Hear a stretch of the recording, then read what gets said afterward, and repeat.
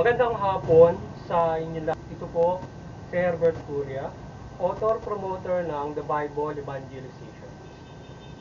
Takibat ang ating pananalig sa ating banal na Panginoon Diyos, banal na Panginoon Kristo at gabayan ng kalibon ng Galiban ng Santa Maria, ay ating sa inyo sa linggong ito.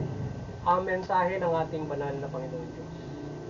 Ang tema ng mensahe ng ating banal na Panginoon Diyos ay biyaya ng Diyos mula Panginoong Kristo.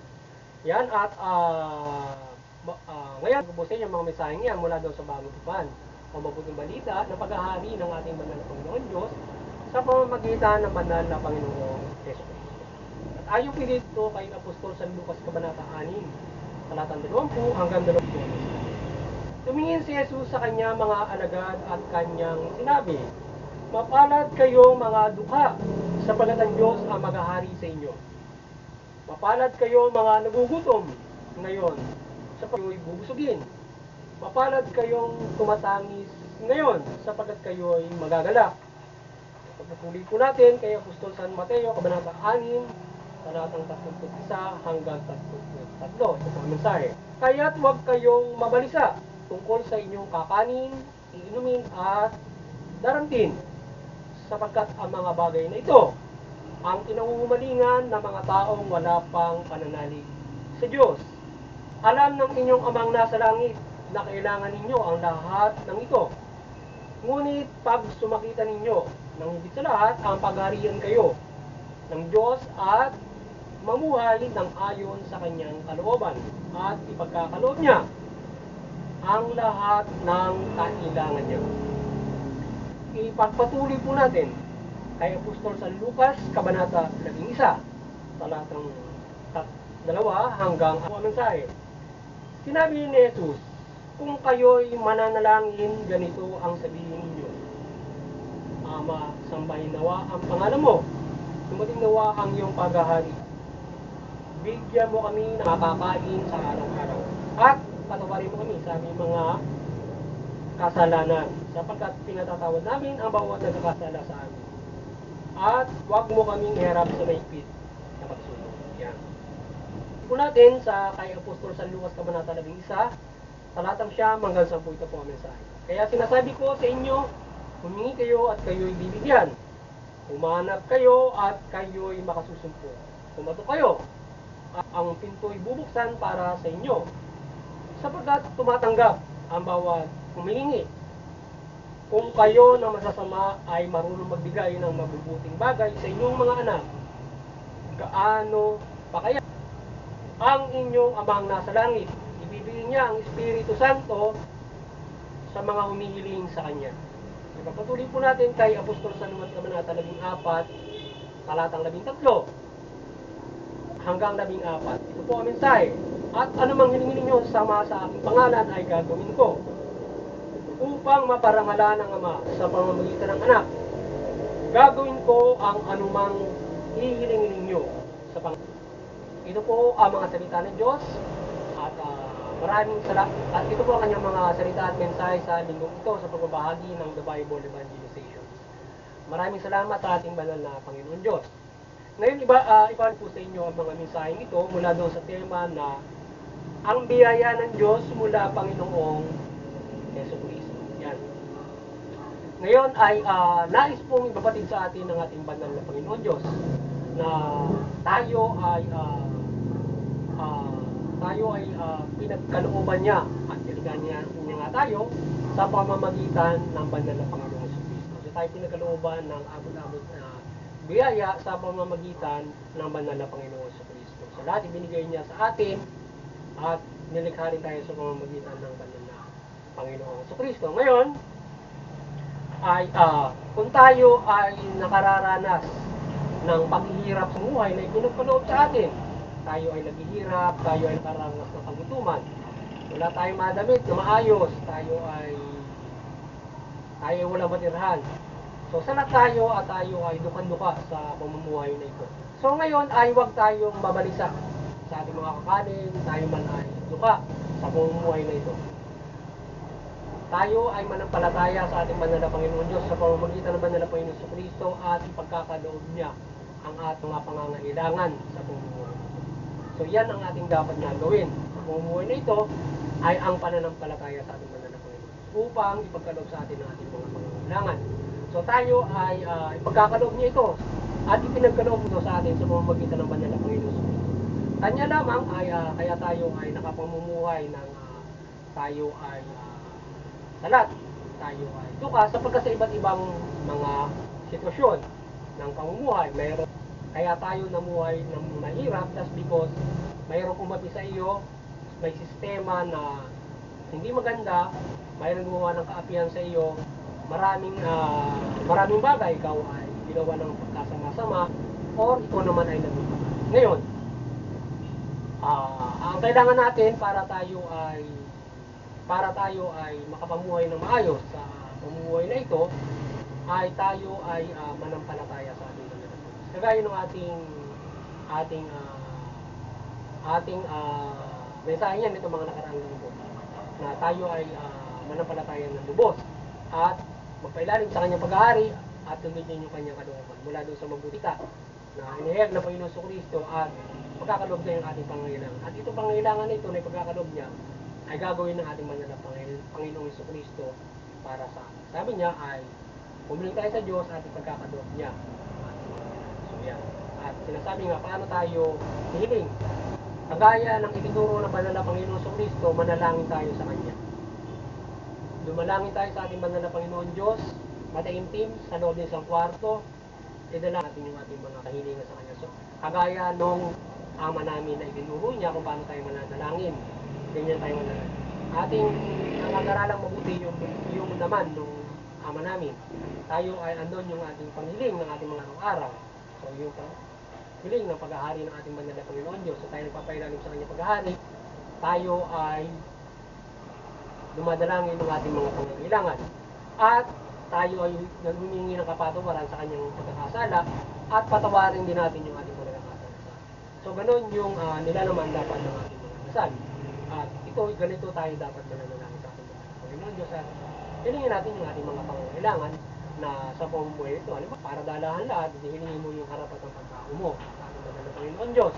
Hilingin mo yung karapatang pagtao mo at makapamumuhay ka ng maayos, or hilingin mo ang maayos na pamumuhay. Wala nga doon sa ating kakanin sa pang-araw-araw. At ito ay ibibigay ng Panginoon Diyos sa pamamagitan ng Panginoon sa Kristo na ibibigay niya ito pagpapala. At tayo pailalim sa Kanya sa pamamagitan ng banal na Panginoon Yesu Kristo.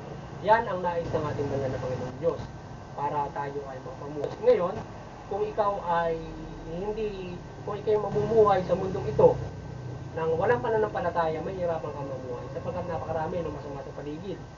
At kung ikaw naman ay mamumuhay ng hindi mabuti, ikaw ay mapapahamak kung ikaw ay hindi mamuhay. Lalong-lalo na pagdating mo ng panahon, ikaw ay maaari maparusahan ng impyerno kung masamang pamumuhay ang gagawin mo. At yung mga kayamanan na kinuha mo sa hindi mabuti, yun ay madali rin mawawala. Pero yung ibinigay ng Diyos, yun ay tatamasahin mo habang ikaw ay nabubuhay. Sapagkat yun ay binigay ng Diyos at yun ay nanggaling sa pagpupunin. So yun, dapat ganoon ka makapamumuhay at hindi sa pamamagitan sa mga hakbangin o masamang pagpupunin. Sapagkat kung masamang pamumuhay, madali itong mawawala at maaari kang mapahamak doon sa masamang mong hakbangin kapag dadaanin mo sa hindi maganda yung pamumuhay. Maaari kang makulong dahil may pamahalaan. Maaaring gawa ng hindi mabuti ng kapwa-tao mo kung dadaanin mo sa masama yan. So, maraming bagay. Kaya huwag mong gawin sa iba ang ayaw mong gawin ng iba sa iyo. Golden rule. Diba? So, ganyan tayo dapat na makapamuhay. Sa ngayon, kung tayo nagpapailalim sa Panginoon Diyos, pagkakulob niya yung ating mga pangangailangan na ating hihilingin sa Kanya. Yeah. So, ganyan tayo dapat mamumuhay. At hindi lamang basta tayong hihiling sa Kanya para sa ating pamumuhay, tayong sikap dito sa ating pamumuhay na ito. Na tayo ay hindi basta hihiling na tayo ay tungtungangan na lamang sa isang tabi.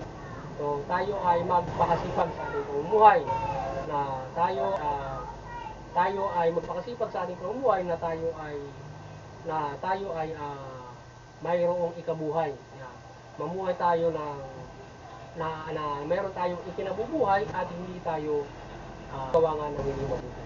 Magpakasipag tayo sa pamumuhay na ito at ipagkakalob niya yung ating mga pangangailangan. So, kung magitan ng ating masipag na pamumuhay.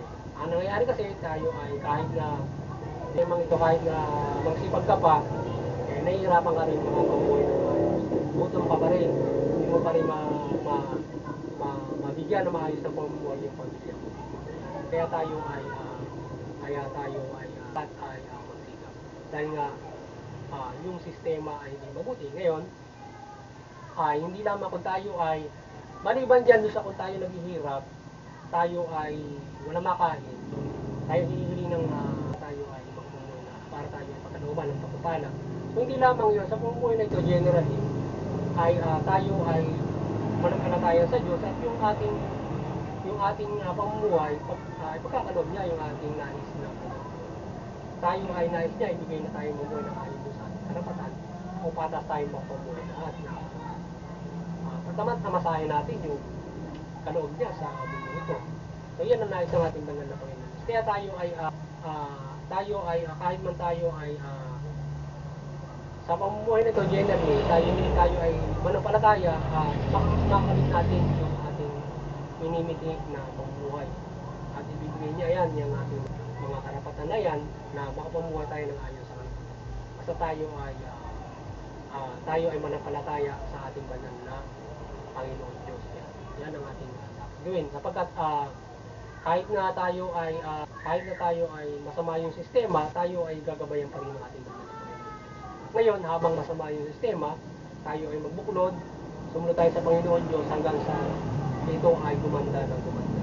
At sapagkat marami yung nakapanahon, marami yung masama sa mundo, marami yung nananamantala. So marami yung tinatamaan na naghihirap. So kaya tayo, manampalataya tayo ng lubos, magkaisa tayo, hanggang sa umiral yung mabuti pong buhay sa mundo. So yun yung na ginawa niya, mamahala ito ng mabuti at hindi ito nakokontrol ng mga hindi lang mga sumasakim sa mundo o gumagawa ito ng hindi patas na pamamahala sa iba't ibang mga kapamahalaan ng mundo natin. So ngayon, ay mamumuhay tayo na maayos through that in the broad sense of our life. Yan. Kaya hindi lamang tayo doon nakapokus sa nag-iisang ikaw. So tayo ay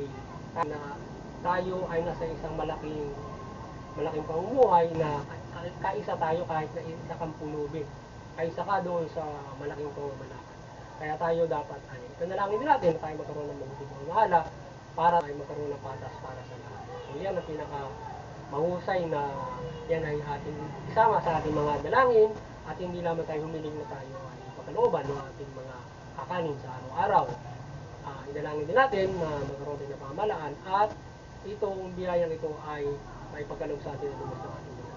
At magtulungan tayo habang ang sistema natin ay ganito na tayo ay malubos na lahat ay nakapumumuhay ayon doon sa karapatan at may hindi pa nakakabot sa karapatan ng buhay at mayroon talagang naglaro pa. Ngayon ay kung gano'n man tayo naglaro sa sistema ito, wag tayong mabalisa. Ang gawin natin, tayo ay magya at kakamit natin yung mga dito. So yun, muli sana nagabayan kayo ng The Bible Evangelization sa pagbabahagi ito ng salita ng Diyos. At ito yung salita at mensahe niya, salamat sa Diyos. Ngayon ay muli sana ay kayong nagabayan at magkaroon tayo ng kaligtasang spiritual. Yan, at sa pagbabahagi ito ng salita ng Diyos. Yan, at tayo ay madalangin tayo, maliwanagan tayo ng Banal na Santa Maria ng kanyang kaliwanagan, paghimala. Yan, pag-milagro.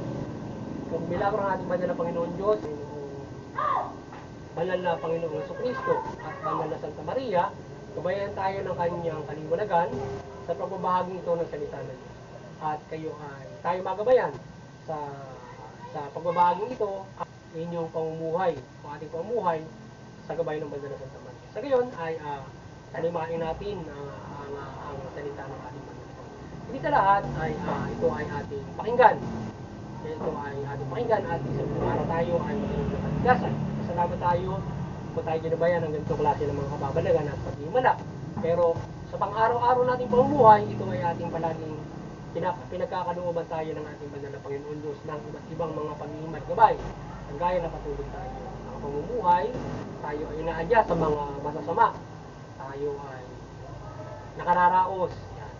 So tayo ay hindi tayo nagkakasakit, halimbawa mga ganung mga bagay, yan ay malaking bagay na gabay ng ating banal na Panginoon Diyos kung tayo ay nananampalataya sa Kanya. Lalo na kung tayo nagdarasal, tayo ay mananampalataya na tayo ay adya sa lahat ng mga bagay, mararamdaman natin na tayo ay ginagabayan ng ating banal na Panginoon. Hindi lamang sa pamamagitan na mayroong himala na nag-aparisyon sa banal na Santa Maria, naghimala ng kaliwanagan, mga ganun mga bagay. Nagpakita ang halimbawa, Panginoon Jesucristo, hindi lamang sa gumagawa ng kababalagan. Maraming kababalagan yan. Ay adya nga din sa iba't ibang uri ng mga kabahamakan at mga halimbawa, mga sakuna, yan ay nakaiiwas tayo iba't ibang mga sa lahat. Yan. Muli doon sa Interfaith Unity, tayo ay magkaisa at patuloy nating unawain ng ating mga reliyon. Sa gayon, ay hindi tayo nagkakaroon ng hidwaan, bakit inuunawa natin yung ating reliyon at hindi tayo nagkakaroon ng mga hindi magkakaunawa na nauwi sa karahasan, mga digmaan. Nakakahikayat na digmaan sa bawat mga bansa. Tapos, yung pagkakaisa sa Interfaith Unity, hikayat tayo ng pagbubuklod. Kung saan, mahikayat natin yung mga bansa na kaisa, mga kapamahalaan, at ito ay magtulungan, at ito ay magkaroon at magbuo ng pagkakaisa kagaya dun sa United Nations para tayo ay magtulungan na mamuhay ang bawat isa sa mundong ito ng muli sa CBCP maliwanagan kayo ni Banal na Santa Maria at patuloy niyo pagbuklod ng sangkatauhan sa pamamagitan ng Banal na Panginoon Jesucristo at mabuti. At ang Bible Evangelization sa mundi itong kakayanan, patuloy itong mabuklod ng sangkatauhan sa pamamagitan ng mabuting balita at Banal na Panginoon Jesucristo at mapagbukod kayo sa pananampalataya sa Diyos mula Panginoon Jesucristo. At yung mga kapamalaan, maliwanagan kayo, yung mga kapamalaan, maliwanagan kayo at kayo ay makamamahal ng matuwid, mabuti at makatarungan at matukuan nyo yung karapatang pantao ng bawat mga nasasakupan. Yan. At doon sa aming lokal na pamahalaan, kayo ay ayun din at makamamahala kayo ng mabuting pamamahala, matuwid at patas na pamamahala. At doon sa aming parokya, sa Infanta Quezon, kayo ay magabayan ng maliwanagan at patuloy nyo mapagbuklod yung mamamayan ng Quezon sa pananampalataya sa Diyos mula Panginoon Jesucristo sa pamamagitan ng mabuting balita. Yan. Muli, ay kaliwanagan naman na Santa Maria ay sumayin lahat. Kayo maliwanagan, patuloy tayong gabayan ng kanyang pagliliwanag at milagro sa pagbabahagi ito ng mabuting balita. Dito sa ating gabayan ng evangelization at doon sa ating Bible Life promotions. Yan. At ngayon din sa ating human rights promotions na ating paggabay sa mabuting pamamahala. Yan. Magandang hapon sa inyo lahat.